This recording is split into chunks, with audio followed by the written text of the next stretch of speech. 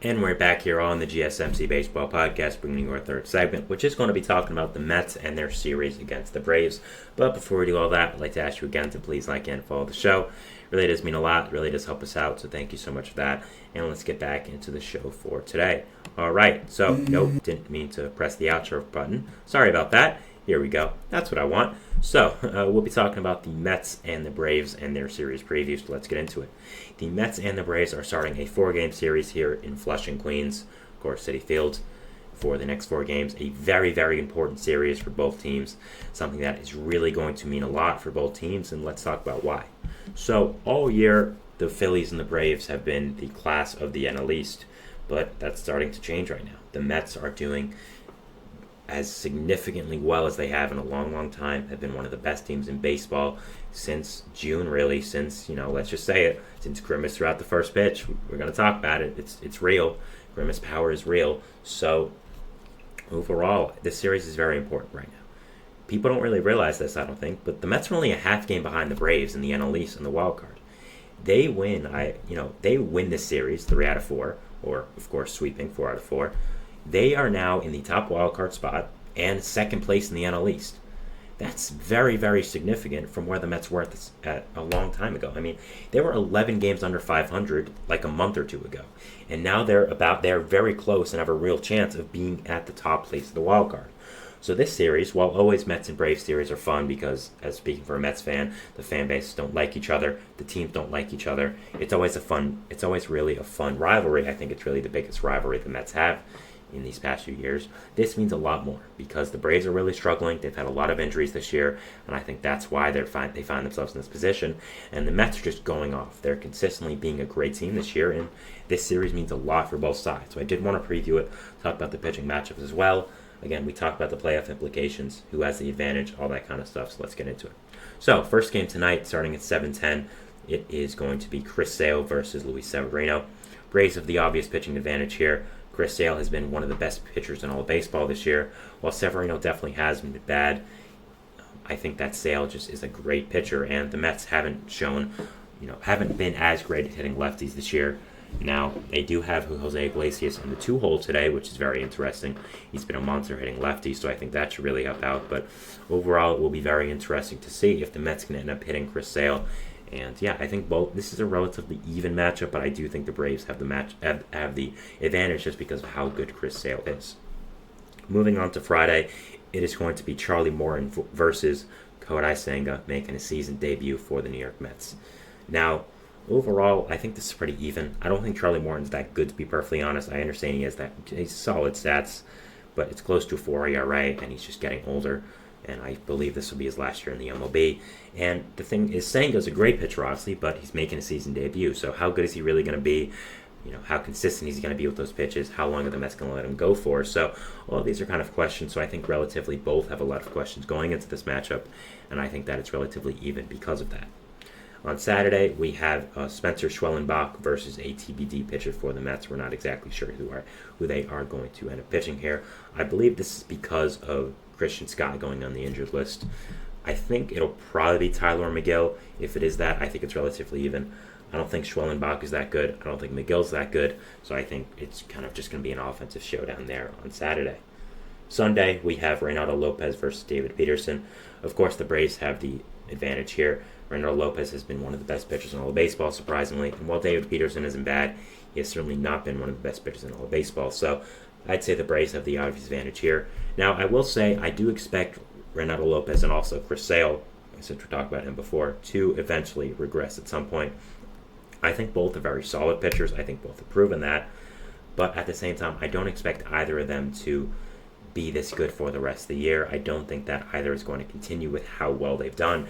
It just doesn't make a lot of sense to me because they have done as fantastic as they have. So I do expect at some point that they are going to have a stretch of some bad starts. Maybe that starts with this now facing this really good Mets offense. So it's going to be very interesting to see that. But overall, I am very interested to see what is going to be happening with this game and just overall with the series. Again, there's a ton of playoff implications with this.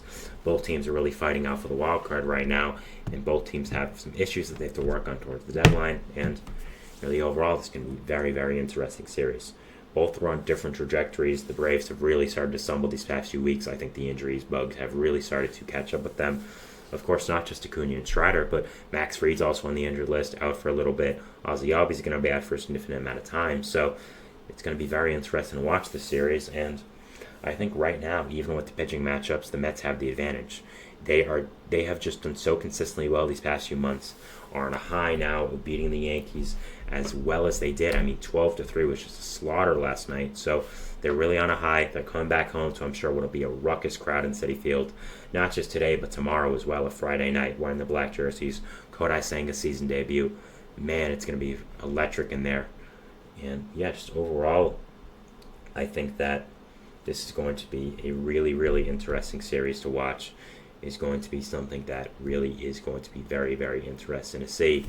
And overall, I am very excited to be able to watch the series, and there's a lot going into it. And I think, again, this series means a lot for each team. If the Mets end up beating this Braves team in, let's say, 3 out of 4 games, they solidify themselves as a true playoff contender. Not just one that is on the brink of it, but a real legitimate one, because they'll probably be the top wildcard seed at that point. And I think if they do end up winning this series, the Mets front office, David Stearns and company, have to go up there and say, how good is this team? Are we going to go all in at this point? Have they made that a possibility? I think so. I think really what we talked about is the Mets adding some nice bullpen arms, but no one that significant. But if this happens, will they add, what bullpen arms will they add? Will they go all in on a guy like Tanner Scott? Will they start adding offensive pieces, which I do think they could use another outfielder? I think Mike Conforto will be a really fun addition to this Mets team, bringing him back to Queens. He's also a left-handed power outfielder, which they definitely need to solidify that outfield position. With Starling Marte being on and off the injured list this year, Tyrone Taylor not really being the greatest with the bat, even though he did have a good game yesterday. So I think that this could really mean a lot for them and their deadline hopes as well. Mets players have been, very assurant that they want to buy and that they should buy, and I think really winning the series would be something that really provides hope within this Mets front office that, this team is good enough to buy, and overall it should be very, very interesting to end up seeing what does happen here. And yeah, I think for this Braves team, I think this series really is something that is going to have to inspire confidence in themselves. They really have not done great these past few weeks. I'm sure the clubhouse isn't the greatest right now with all the injuries they've had. If they can go into Queens here in Citi Field against this red-hot Mets team and be able to take this series, I really do think that would help out them a lot and be able to inspire belief in themselves that, we're still the Braves of old, we're still a really, really good team, and we're still able to beat anyone any day, and we're still this team that just did win the World Series back in 2021, be one of the best teams in baseball last year in 2022 as well. And I think really for them, the series is about inspiring confidence again. And I think it's for both as well. For the Braves to show people that they are, as good as they were, as we thought they would be, even with all the injuries that have happened. And the Mets to show everyone, we're a legit team. We can battle with anyone in this league. We've done it with the Yankees. We're now going to do it with the Braves. And I think that there's a lot going into this year, this for the series as well. So I am very excited to watch the series, not just as a Mets fan, of course, but as a baseball fan as well. Am I going to root for the Mets? Yeah, obviously.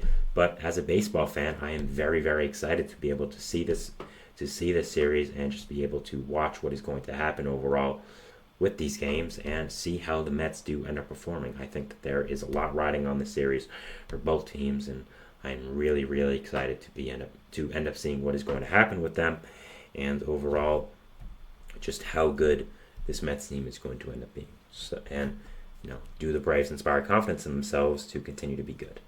So that is it for my third segment here, talking about the Mets and the Braves and our series preview, going over that. We're moving into our fourth segment, which is going to be talking about Garrett Crochet and the recent news about his demands of any team that trades for him. If you don't know what I'm talking about, we'll talk about it after this. So yeah, we go into the break and we'll see you then. So thanks and bye.